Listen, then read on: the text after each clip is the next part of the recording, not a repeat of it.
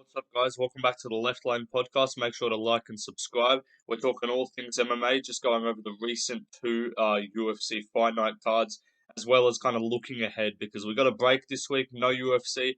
We're back in October with Apex cards, and then we're looking ahead to a stacked end of 2023. So, gonna just be a pretty quick podcast today. It should be around 30, 40 minutes. I'll be answering 10 questions I've chosen at the end of the video, but just after we would go over these topics. So, first topic, let's go back to last week. Grasso Shevchenko, there was the draw in the main event. A lot of controversy around the 10-8 scored by Mike Bell. He scored the fifth round, a 10-8 for Alexa Grasso, which ended up making the fight a draw and then helping her retain the title. If that fifth round had been scored 10-9 by Mike Bell, then Valentina Shevchenko would have reclaimed the 125-pound belt. So kind of crazy situation there because, in all honesty, it was a very even fight. And if Grasso had just got the scorecard, like if he'd just scored it 3-2 Grasso and it was a split decision for Grasso, I don't think anyone would care at all. Like everyone's like, all right, fair, it was a close fight. Vice versa, Valentina, if he just scored it for Valentina, would have won. But the fact that it was a draw and that it like just kind of made it just annoying, I think is the only reason why there's like controversy that came out of this. So real interesting stuff. No idea how the fuck he scored that at 10-8. Like Shevchenko was piecing her up on the feet, clearly winning the round until she like did a dumb head and arm throw, classic women's MMA moment, just do a head and arm throw and just toss the fight. Like just he doesn't want to win apparently. Um, does that head and arm throw, ends up getting taken down, gets held down, almost gets choked out. So almost lost herself the fight, almost got finished in the last round after she was clearly winning the first round as well. So extremely low IQ from Valentina, given that she was a long reigning champion in that division. Which it did kind of expose a little bit of her lack of lack of fight IQ, and also I truly believe she's a great fighter, but I think her title run was made up of a lot of limited and one-dimensional women because she fought Lauren Murphy, who's terrible. She fought like Jessica I's not good. Like these are people that aren't even in top contention. Like Jessica Andrade is on like a 3-fight losing streak now. And she had that close fight with Tyler Santos, who just lost clearly to Aaron Blanchfield, and then the loss to Grasso and now this draw. She's clearly on the way out, but even in her prime, I think the thing that helped her not suffer those losses and those like setbacks that a lot of champions do is the fact that I don't know. I couldn't tell you a title reign off the top of my head. I know it's like it was like Jessica I, Lauren Murphy, Jessica Andrade, those kind of fighters. I know she fought Nunes in the upper bantamweight a couple times. She fought Juliana Pena earlier in her career, I believe. Um, but it's not like she fought some amazing people. Like I think if she fought someone the skill of like Tyler Santos earlier in her career, like if her reign from the start had been Tyler Santos, Aaron Blanchwood, Alexa Grasso, Manon Fiorot, then it's a real different story. Like Rose Namajunas, Zhang Wei Li, or something like strawweights even. That's a lot harder fights than Lauren Murphy and Jessica Andrade and Jessica I. Like those just aren't the best opponents. So think it's like I'm not saying to question Valentina's legacy, but I think it's to like pump the brakes and show that there was always clearly a big gap between her and Amanda Nunes, despite them having a close fight. In the rematch, I believe it was like there's clearly still a big skill gap with those two. But let's recap UFC Noche as well in it as a whole. The card, it was pretty solid. Um, Valentina Shevchenko obviously had the draw with Alexa Grasso. It was a really fun fight. In the co-main, Jack Della Maddalena outpointed Kevin Holland for 3 rounds in what was a technical but kind of underwhelming fight. The third fight on the card had Raul Rosas Jr. secure a massive 50 seconds KO over Terrence Mitchell. Really exciting stuff from him. It'll be interesting to see whether whether Meep can, build a little bit of a run together. I call him Meep because I don't know, just like it gives me Meep vibes. Just like that's the name I've made up for Raul Rosas Jr. I will, from now on, be calling him Meep on this channel. So if you ever hear me say Meep, I'm referring to Raul Rosas Jr. Um, Also on the card, we had Daniel Zellhuber submit Christos Yargos. Kyle Nelson won a close decision over Fernando Padilla. Lupi Godinez dominated Elise Reed. Roman Kopylov showed that he's a massive problem in middleweight, and he really made a stamp on that card. He had arguably the best performance of the night, in my opinion. Absolutely flawless and cruised to a second rounds TKO, working that body. I really want to see him fight a ranked opponent next. Before that, there was Edgar Shires and Daniel Lacerda was a no contest due to some stupidity from the referee. There was Alex Reyes got chinned by Charlie Campbell, and then Josephine Knudsen won a clear decision, but very boring over um, over Marnik Man. And then also Tracy Cortez beat Jasmine Jasudavicius in a pretty fun fight. So that was UFC Noche. It was a pretty solid card. I did decent on the picks, not too good. I did obviously I got Holland wrong. I got the main event, like it was a draw. The Lacerda fight was a no contest. I got Padilla wrong. I got Jasudavicius wrong. But apart from that, I think that was it. But also, let's talk about the card the other day. Rafael Fiziev, unfortunately got injured against Mateusz Gamrot. It was quite unfortunate. Not the ending that we all wanted. Um, but still a pretty solid performance from both of them, honestly, until that fight did end. Fiziev won the first round pretty clearly on my cards. He was doing really well in the striking as we expected, but stuffing quite a few takedowns. But there was actually an exchange in one of those takedown defense sequences where it did look like he might have tweaked his knee a little bit, and then obviously later on in the fight, when he did throw that kick, um, he did obviously tear. I believe he tore his ACL. I think is what people are saying, which is unfortunate. That's going to mean he's probably out for a year, like a Tom Aspinall situation, which is really tough. Tough for Rafael Fiziev. Hopefully, he can recover and be back without much effect to his game. But yeah, it was good stuff. I didn't like that Mateusz Gamrot celebrated, but whatever. He'll probably fight like the loser of Islam versus Charles. Um, in his next fight, or if he fights behind him in the rankings, he could fight like anyone. Like he could fight Dan Hooker, Moicano, any of those guys. Yeah, but also the co-main event: Bryce Mitchell versus Dan Ige. Um, Mitchell used the power of freedom and the power of the Bible to win a close-ish decision over Dan Ige. In the third fight on the card, Marina Rodriguez absolutely dominated Michelle Waterson Gomez in one of the more questionable referee moments I've seen with the lack of stoppage in that fight. I think that guy definitely he had an over bet that he needed to cash because that guy was not stopping that contest. Also on the card, Brian Battle got a second round sort of comeback submission over AJ Fletcher. Charles Jourdain subbed Ricardo Ramos in the first round. And then there were some decent prelims. Tim Means beat Andre Fialho. Which was just dead. I just hated watching that because I picked Fialho. Argetta lost to Miles Johns, which I also got wrong. Mo Usman beat Jake Collier. There was a few, and then Jacob Malkoon got DQ'd against Cody Brundage, and then there was some other dead fights. But it was a decent card. Main event definitely kind of soured the note of it. But yeah, it was not too bad of a card overall. But now let's look ahead. So obviously we have a week break, no UFC. We don't know what we're gonna do. But the next card that we've got up is UFC Fight Night Dawson versus Green, which yes is a terrible main event. But let's take a look at that card real quick because actually pretty solid. So the main event, Bobby Green versus Grant Dawson. The co-main event, Joe Pyfer versus Abdul Razak El Hassan. Alex Morono versus Joaquin Buckley's on there. Drew Dober versus Ricky Glenn. Felipe Lins versus Ion Cutelaba. Alexander Hernandez versus Bill Aljo. And Chris Gutierrez versus who's he fighting? Oh, I'm stupid. Jackson. Montel Jackson is who he's fighting. It's a really solid card there, October 7th for an Apex card. Like that's by my count 7 fights to me that I'm actually pretty interested in. Like it's rare that you see a prelim on an Apex card that you're like, yeah, I gotta watch that one. But that's definitely one of them. And then the week after that, we got another Apex card, headlined by Edson Barboza versus Sadiq Yusuf. The co-main event is Viviane Araújo versus Jennifer Maia.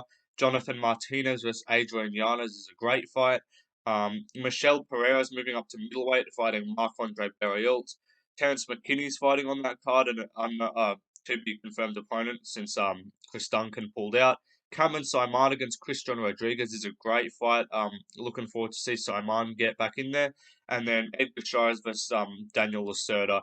They're rematching, obviously, after the no contest. So, actually, a pretty solid card there.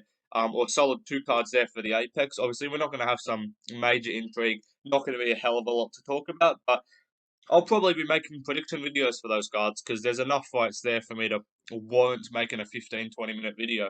So, looking forward to those main events. I really hope Barboza can beat Sadiq Yusuf. I'm going to pick him to win.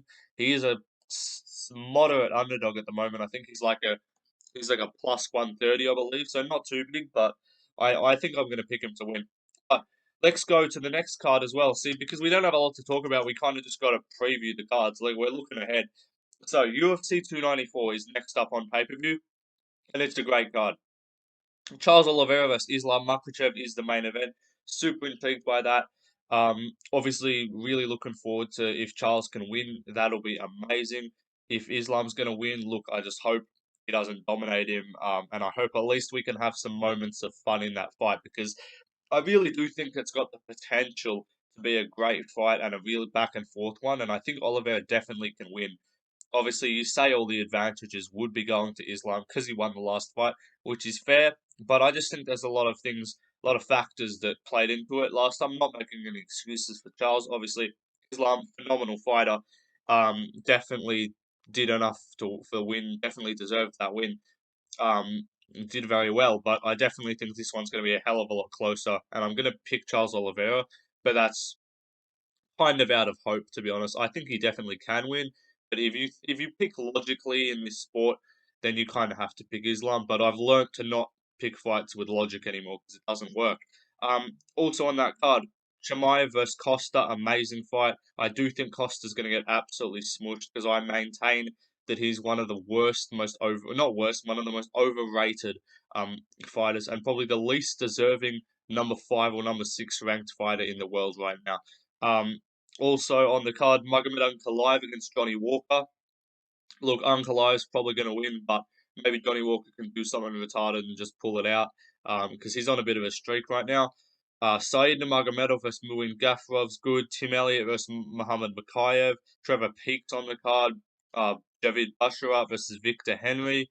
Sharaputin Magomedov, who literally has one of the most odd records to ever see, is fighting Bruno Silva. I looked at this the other day.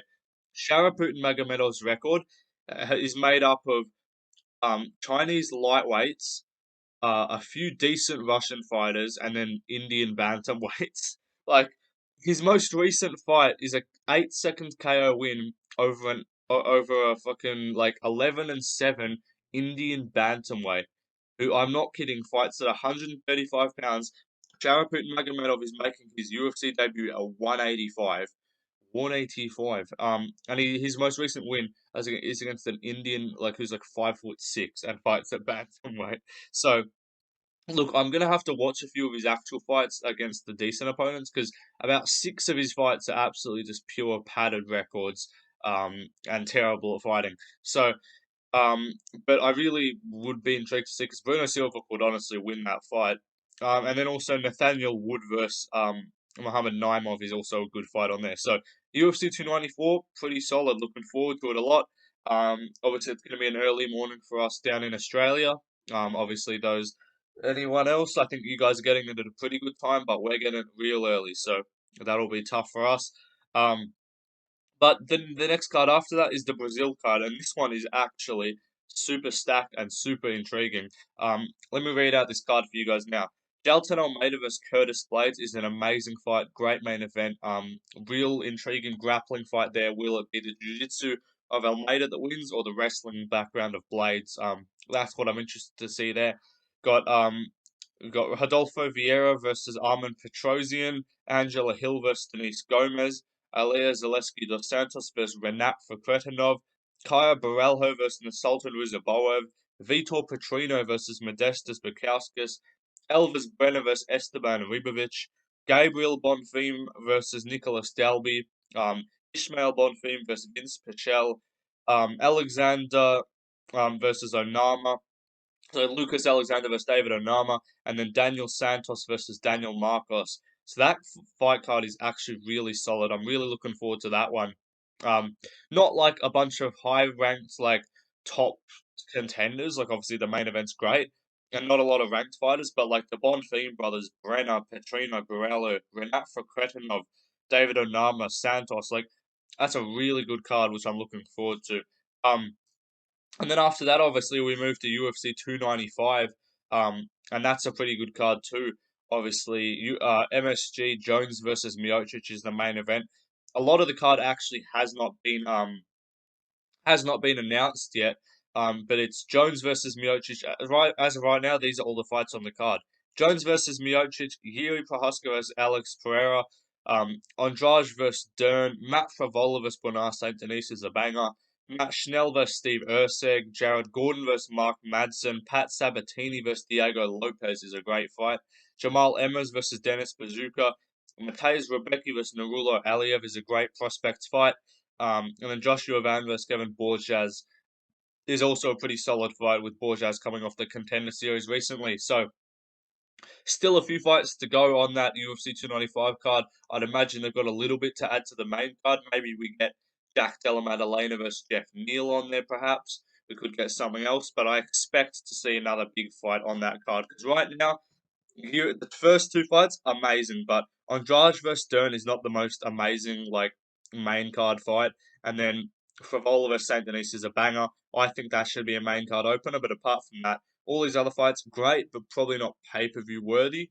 It's still really solid. Um, and then the next one after that, we go to the December 2nd card is the next notable one. This card is absolutely stacked. If you look at this December 2nd card, not even got a main event yet, but these are some of the fights on the card without a main event, remind that. Jared Cannonier versus Roma Dolidze, Rob Font versus Davison Figueiredo, Khalil Roundtree Jr. versus Azamat Murzakanov, Sean Brady versus Kelvin Gastelum, Misha Tate versus Julia Elvira, Clay Guida versus Joaquim Silva, um, Poliano Soriano versus Dustin Stoltzfus, and then Veronica Hardy versus Jamie Linhorth as well. So another great card, December 2nd. Listen to those first four, though. Listen to this. Cannonier versus Dolidze, Font versus Figueiredo, Roundtree versus Mozakano, and then Brady versus Gastelum. None of those are the main event. Still got a main event to come on this card. Absolutely crazy. And then the last card, last notable one that we have, which has got 6 great fights on it so far, is UFC 296 in December to wrap up the year. Um, this one's a crazy good card as well already, and there's only 6 fights. So far, this is what we read here. UFC 296, Edwards versus Covington, Pantoja versus Royval, Shavkat versus Wonderboy, Pimlet versus Ferguson, Gary versus Luque, and then Ulanbekov versus Durden. Amazing first 6 fights to add to that card. That's absolutely stacked. Really looking forward to it. And it's pretty clear, and this is the last topic that we go to, is that they've done very deliberately the welterweights on this card. It's a real welterweight featured card. But let's talk about the welterweight division in general, obviously, just to wrap up here. Edwards versus Covington title fight. Shavkat versus Wonderboy is number 6 versus 7. Gary versus Luque is number 10 versus 11. I expect to see, maybe we see Bilal versus Usman, which would be number 1 versus 3, I believe. And then maybe we see Della Maddalena versus Jeff Neal, which would be, I believe, 12 versus 8. So we could see those fights, and then I think we'll probably see like Holland versus Magny as well, probably made for like an Apex card or a Fight Night co-main event or something. So the welterweight division's finally getting moving. Obviously, after I made my welterweight matchmaking video, um, they finally got their shit together and decided to actually start booking the division. So good stuff from the UFC. Always like to see that. Didn't go with the matchups I wanted, but still, at least they've got some fucking fights booked at 170. But let's move to the public questions. So this first one here, it says, not sure if it's too late, but with the result of Grasso versus Shevchenko, how do you think Shevchenko does at 135 with the current talent pool? The way I see it is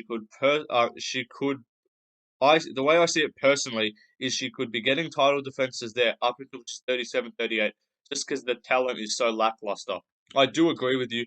Women's bantamweight, absolutely shocking division. There's no talent there. I think she would beat probably everyone. Juliana Pena, Raquel Pennington, Holly Holm, Misha Tate, Caitlin Vieira, Marabona Silva. Like, these are not that talented fighters.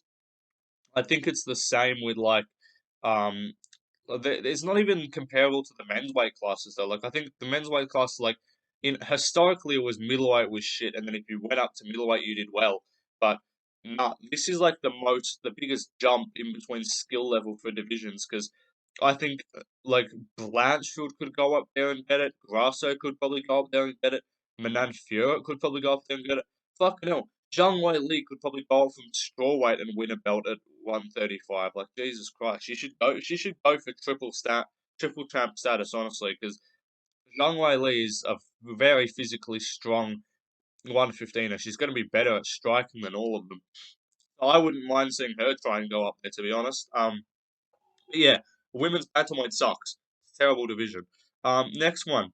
Okay. My question is, who are the following four flyweights men's prospects do you think will come the furthest? Tatsuro Taira Tatsuro Taira, Azat Maxim, Muhammad Makayev, or Asu Elmabayev. Um, and then he says, all Tyra and Makayev have already had more fights in the UFC, of course, but nonetheless, these four are currently on decently comparable trajectories. So, Azat Maxim and then Asu Elmabayev are both coming off one UFC win each. So Maxim beat Tyson Nam and Elmabayev beat O'Day Osborne. So those are not the best like UFC wins to have. Let's be real. It's going to be tough for me to judge their ceilings. I think out of Makayev and Tyra, just because of what we saw against Edgar Shires, I've got to say Makayev does better than Tyra. But if he can, I think he's going to be fighting Sumadaji pretty soon. So if he can do that and win, and then I'll definitely get back impressively because Makayev, he does really look dicey in a lot of his fights. Like he struggles with guys. He almost got subbed by Jafar Filo. Like he was struggling against like Malcolm Gordon, all these kind of guys. So I haven't been that impressed by Muhammad Makayev, but I do think Tyra is also just very green and not like coming to his own just yet. He's very young, like not fully developed either as a fighter. So I think right now I'll say Makayev makes it the furthest, but Elmabayev and Maxim could definitely go far. But I got to see him back in there, and I want to see how they look. The next one. How do you think Stipe would do against the current top 15 heavyweights? Since we don't know how much this layoff is going to affect him, from the third fight with DC. Well, he fought Hamzat. Not Hamzat. Fucking brain dead right now. He fought Francis. And he did obviously lose that fight. By KO. So I think I got my heavyweight top 15 here. Stipe Miocic. Here's how I think he goes. I think he gets smoked by Jones. He gets pissed up by Gant. He gets KO'd by Pavlovich.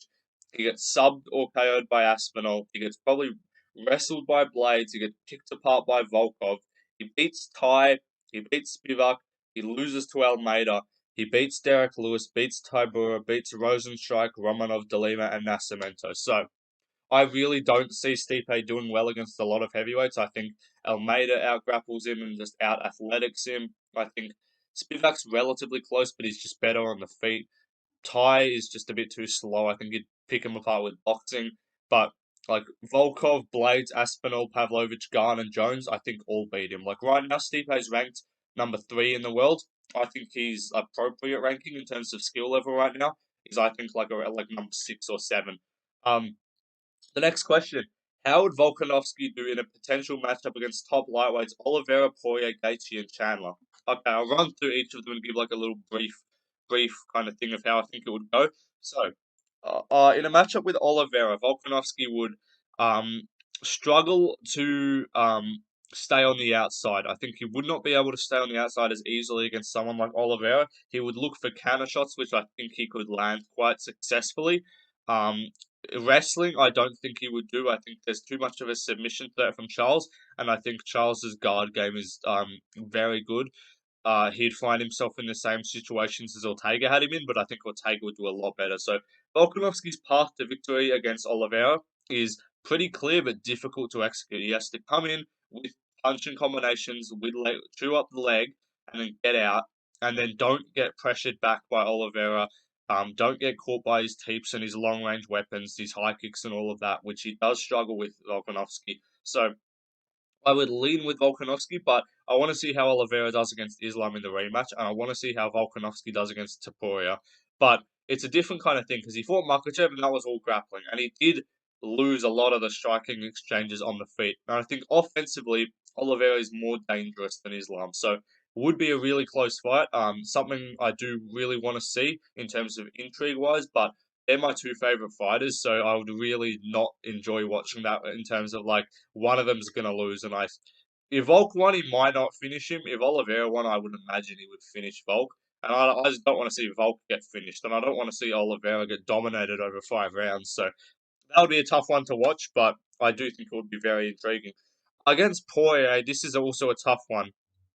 After the Gaethje fight, I would be a lot more confident with Volkanovski to just be quicker and be able to land the better shots and get out because I don't think he can wrestle Poirier too well with size.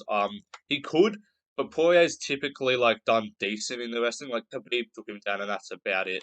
So I think Volkanovski would beat Poirier. I think he beats him on the feet. I think he tops up his legs, which is something that Poirier struggles with.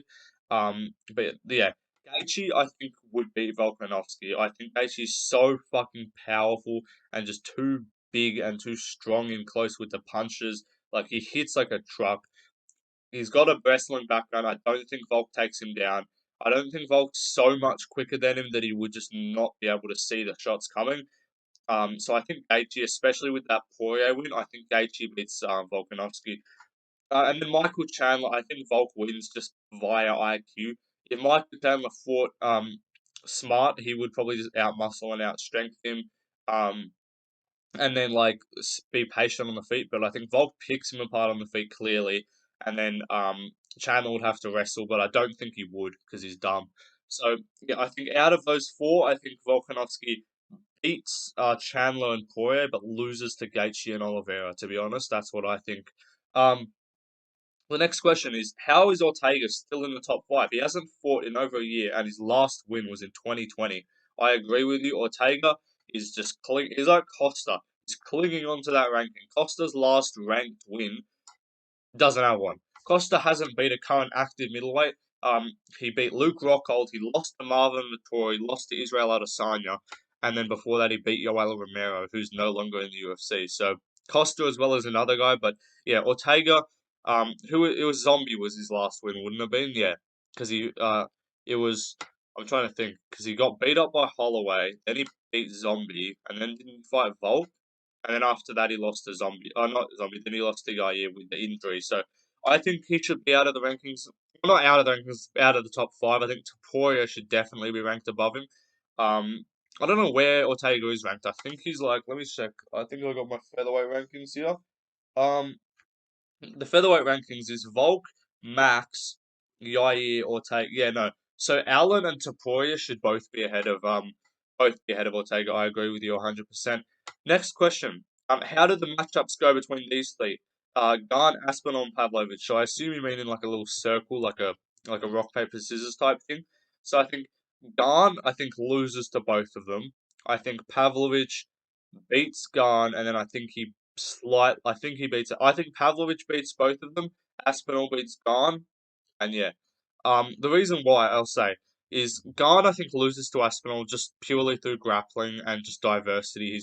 I don't think he can deal with someone as athletic and as strong as Tom Aspinall, who's also really good and quick on the feet. And then I think he loses to Pavlovich by the reason of Pavlovich effectively pressures so well and he hits like a truck. I think he hits harder than Tai Tuivasa. Um, and I know for a fact that Garn got effectively pressured and dropped by Tai Tuivasa and rocked in moments in that fight. So I think Garn has a striking style which if you can figure out how to get in and get around it. Also, Pavlovich has a reach advantage, by I think like 3 inches.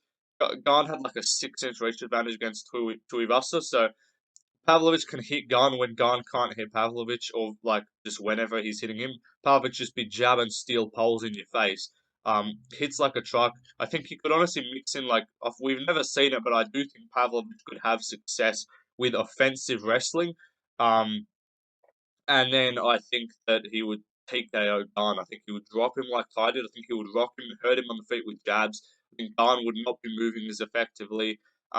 just because he's like nervous about the punches. He's not like moving around, flowing as easily. And then I think Pavlovich beats Aspinall because I think he's got really good takedown defense that we haven't seen. I think he's developed it, and I think he would be equipped to stop takedowns of Aspinall. And I look at Aspinall on the feet, and although he's probably quicker than Pavlovich, I do believe that he's too open, and he's got cracked before, and he's open on the feet. He swings a little bit too much, and he leaves his chin up and his head and his hands down. So I think Pavlovich beats both, and I think Aspinall out wrestles Garn.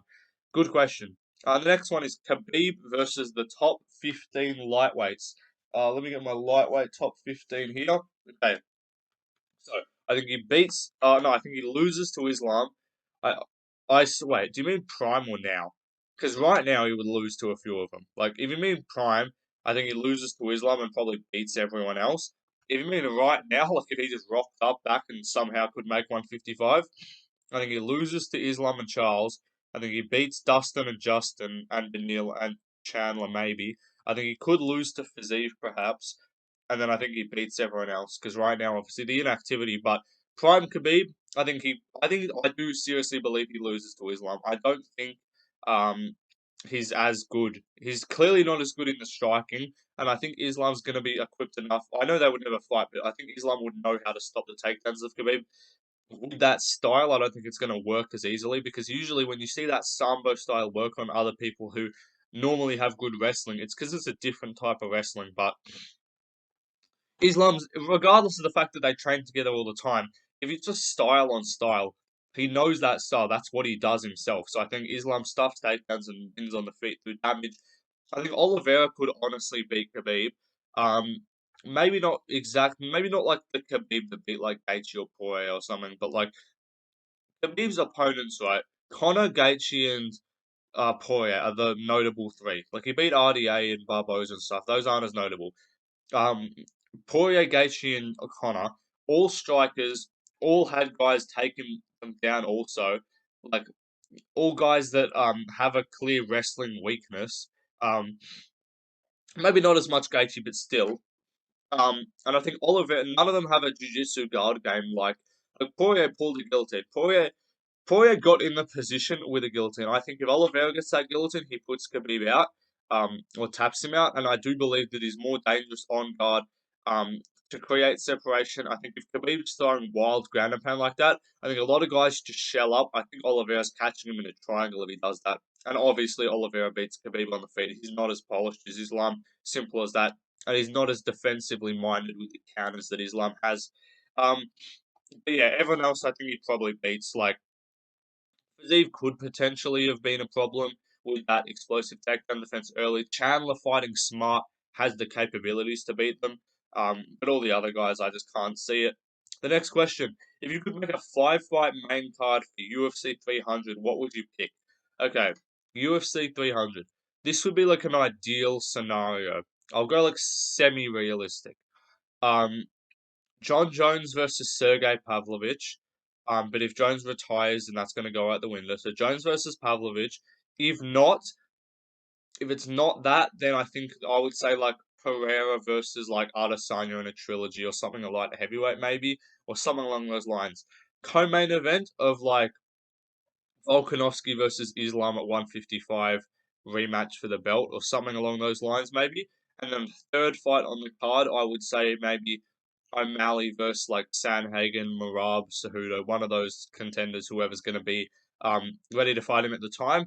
And I think two guys that you put on the main card, I would say, just too fun. You just need like fun, like just a fun fight. Like maybe do like a Poirier versus, I was going to say Fiziev, but he's going to be out.